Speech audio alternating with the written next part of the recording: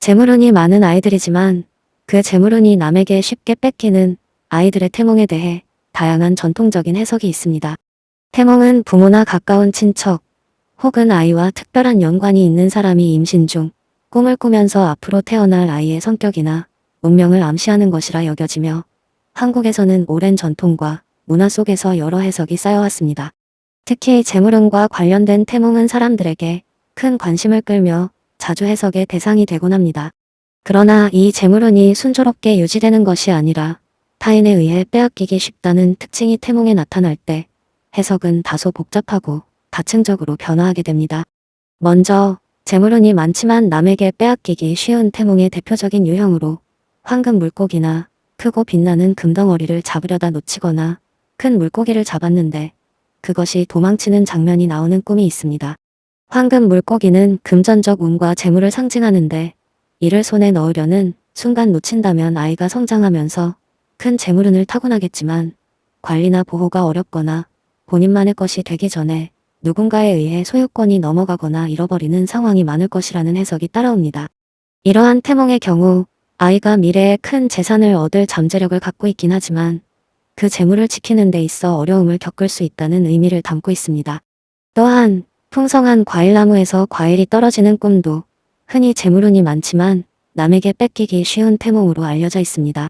과일나무는 번창함과 풍요를 의미하며 많은 과일이 열려있는 나무는 아이가 풍부한 자산과 번영을 가져올 운명을 암시합니다. 그러나 그 과일이 떨어지거나 누군가에 의해 쉽게 가져가지는 모습이 꿈에 등장한다면 그 아이는 노력으로 많은 것을 성취하고 풍요로워지더라도 결과적으로 다른 사람에게 쉽게 영향을 받아 재물을 지키기 어려운 상황이 자주 생길 가능성을 내포합니다. 이러한 태몽은 특히 부모나 아이에게 재물 관리와 관련된 지혜와 주의가 필요하다는 암시로 해석되기도 합니다. 이어 바다나 호수에서 보물을 발견하는 꿈도 비슷한 의미를 가집니다. 바다나 호수에서 무언가 귀한 보물을 발견한다는 것은 감추어진 재능이나 운명이 물속 깊이 감춰져 있지만 결국 빛을 발하게 된다는 뜻으로 해석됩니다. 그러나 이러한 꿈에서 보물을 찾고도 다른 사람에게 그 위치를 알려주거나 함께 있던 사람에게 보물을 넘기는 장면이 나타난다면 이는 그 아이가 남다른 재물운을 타고나지만 자신이 쌓은 성과가 다른 이들에 의해 활용되거나 소유될 가능성이 높다는 암시로 볼 수 있습니다. 이 경우 아이는 남다른 능력을 통해 재물을 얻지만 그 재물이 늘 자기 곁에 머무르지는 못할 가능성이 크다는 해석이 따릅니다.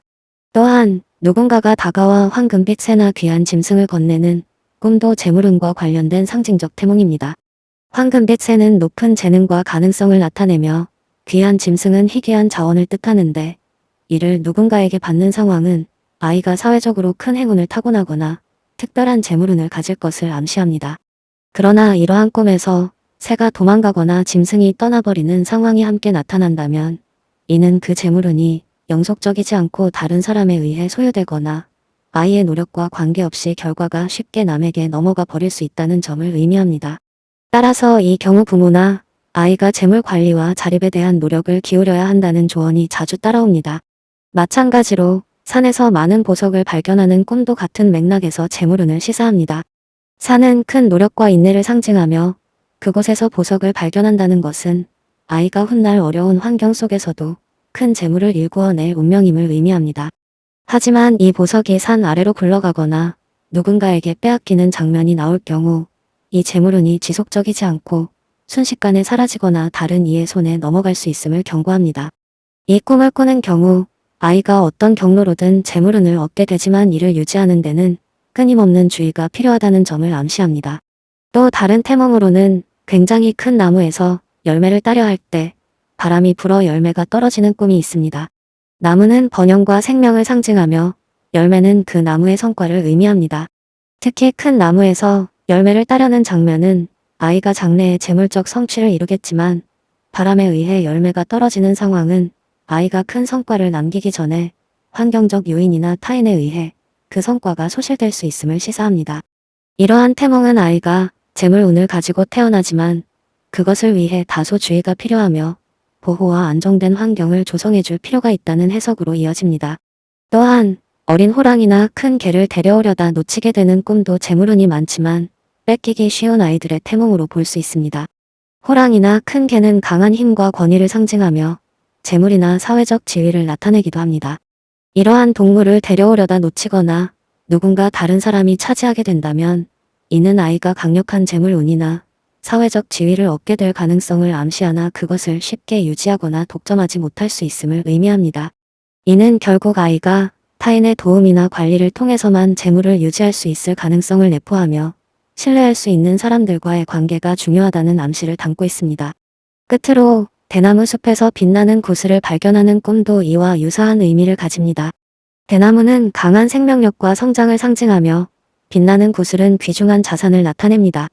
대나무 숲에서 발견한 구슬은 아이가 남다른 재물 운과 강한 생명력을 지니고 있음을 암시하지만 이를 직접적으로 얻거나 간직하기 어려운 점이 함께 나타날 때는 아이의 재물이 쉽게 남에게 넘어가거나 유지하기 힘든 환경에 처할 수 있음을 경고합니다.